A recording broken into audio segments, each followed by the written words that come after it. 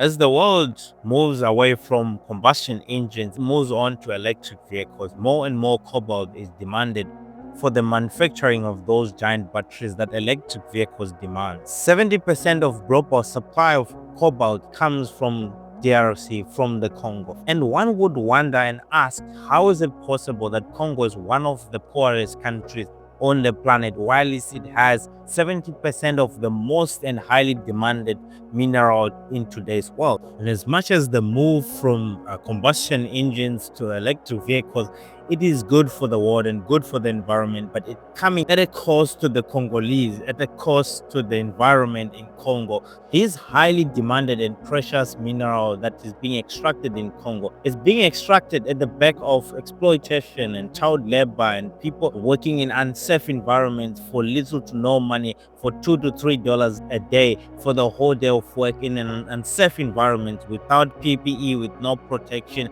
in very, very dangerous and horrible situations with so many people dying. The people of Congo are forced to work in these mines because they have no choice, because they are poor. And at the back of it is the Chinese that are benefiting, and the international corporations who are benefiting from the extraction and the exploitation of these people. And who is to blame? It is, of course, their leadership, because it is the leadership who is supposed to be responsible and make sure all the rules are followed and everyone is safe within these mining environments. I'm sure it's not like they don't know it. I'm sure they know it, but they just ignore it. As he is getting fed, the people of Congo are being exploited every single day. Hurts me the most as an African is this is the moment where I challenge the notion that I must be a proud Black African.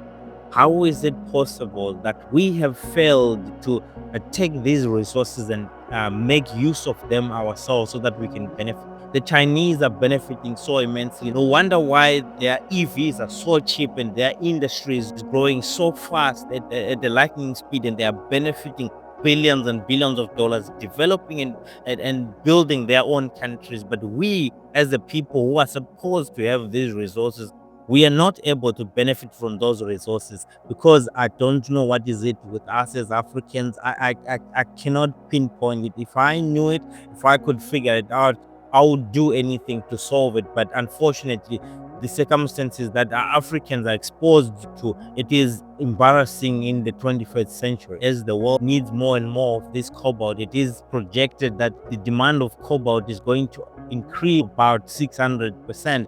Imagine what's going to happen. How much damage is it going to do to the environment of Congo? People are being displaced from their homes. There are reports that the government of Congo, with these multinational companies, they just save notices to people to vacate and leave their homes so that these multinational companies can dig and extract cobalt in people's residential areas. People are losing their lands, people are being moved. I'm not sure if they are compensated or relocated properly. This is subject to investigation, but this is disheartening.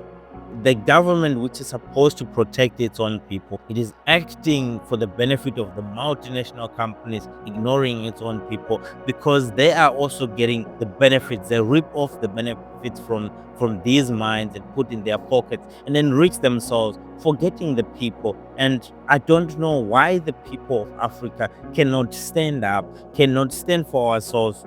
These kind of government should have been overthrown long time ago. How is it possible that we have all the resources that we need, but we are not the ones reaping the benefits? The ore is extracted out of the ground and shipped over to China, and the Chinese will process the cobalt and create the beautiful EVs that the Congolese people will never ever dream to afford to drive. But of course, who is to blame? So many people always wants to blame the Chinese or the people who come from somewhere else, but we cannot take the responsibility that it's our failure that is causing this whole thing.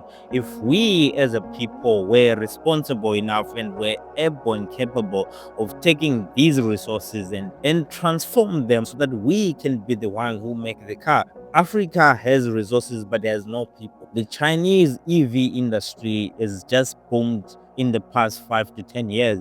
They're not been in this business for a long time. But us as a people, we are not able to do these things for some reason. I don't understand. We can blame whoever we want, but the fact of the matter is, it is our failures as Black people and as Africans that this is happening to the country.